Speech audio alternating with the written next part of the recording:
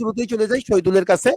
শহীদুল আমার খুব প্রিয় একজন স্টুডেন্ট, কারণ আমি অ্যাকচুয়ালি একই ক্লাস বারবার করাটা আমার কাছে একটু আনইজি লাগতো, যে একটা ছেলে দেখা যাচ্ছে একবার বা দুইবার একই টপিকের উপরে, কিন্তু ও বেশ কয়েকটা ক্লাস করতো একই টপিকের উপরে। এটা বেশ ভালো লাগার একটা বিষয়। তো শুরুতেই শহীদুলের কাছে যাব, জাস্ট সংক্ষেপে। আচ্ছা, যুক্ত হয়েছে আরো দুইজন। আচ্ছা, আখি এবং মায়া, তোমরা যারা যুক্ত হয়েছো আমি তোমাদেরকে এখন মিউট করে রেখেছি। তোমরা অবশ্যই যুক্ত থাকবে। তোমাদের সাথেও কিন্তু এর পরেই হয়তো আমি তোমাদের সাথে একটু যুক্ত হব। হ্যাঁ, তোমাদের কথাগুলোও শুনবো আমরা। তো প্রথমে একটু শহীদুলের কাছে যাব, একটু সংক্ষেপে বলবো, জাস্ট আরেকটু ইয়ে দেওয়া যায় একটা মাইক্রোফোনটা।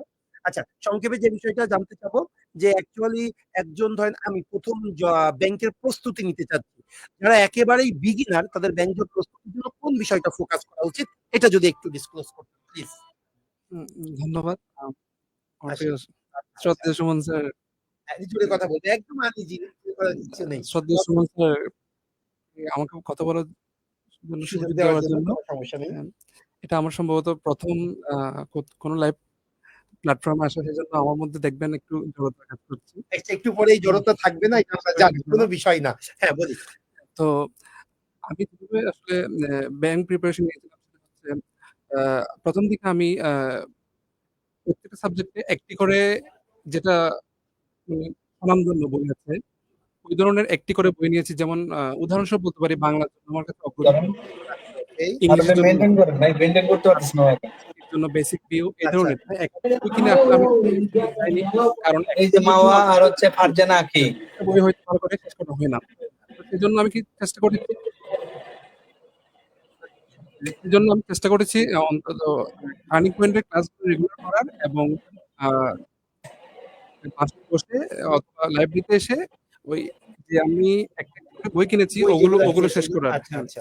আর আমি টার্নিং পয়েন্টে পরীক্ষা দিতাম, আমার সবসময় এমসিকিউ তে আমার র‍্যাংকিং উপরের দিকে থাকতো।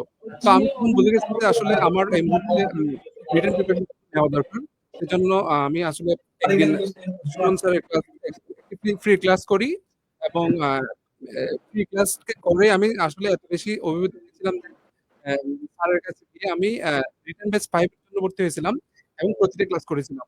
এবং শেষে আমার যে প্রস্তুতি আসলে কি পর্যায়ে গিয়েছে সেটা দেখার জন্য আমি মডেল টেস্ট করেছিলাম, এবং আল্লাহর রহমতে আমি খুবই ভালো আচ্ছা, করেছি। মানে শহীদুল যে বিষয়টা ফোকাস করতে চাচ্ছে সেটা হলো রিটেন পার্টটা।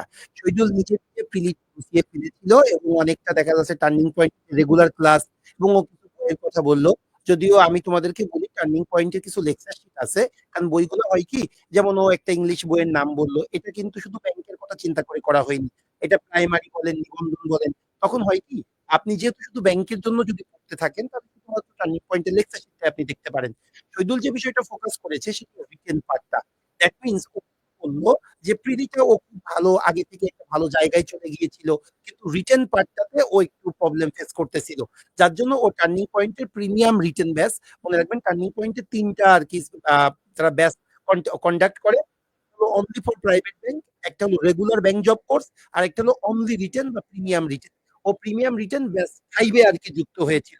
তো রিটেন ব্যাচটার প্রতি বা রিটেনের প্রতি ও বেশি গুরুত্ব আরোপ করতে বলছে। এই তো মূল বিষয়টা। আচ্ছা, রিটেনটা আপনারা একটু ভালো করে দেখবেন। আচ্ছা, আমি শহীদুলের কাছে আবার আসবো। শহীদুল আমাদের খুব প্রিয় একজন স্টুডেন্ট, এবং খুব বেশি স্টাডি করতো, লাইব্রেরি ওয়ার্কটা মনে হয় করতো। তো লাইব্রেরি পার্টটা দেখতো। আরেকটা কাজ কিন্তু সে বলেছে, মডেল টেস্ট। দেখেন, আমি যেটা বলি, যারা আপনারা ব্যাংকের চাকরির জন্য পড়তেছেন বা যে কোনো কম্পিটিটিভ এক্সামের জন্য, আগে যে কাজটা করবেন, আপনারা তো অবশ্যই পরিকল্পনা করবেন, কিছু স্ট্র্যাটেজি ফিক্স করবেন, এটা তো আছেই। এটার সাথে সাথে যে কাজটা করবেন সেটা হলো, আপনি প্রিভিয়াস 5টা বা 6টা কোশ্চেন সলভ করে ফেলেন।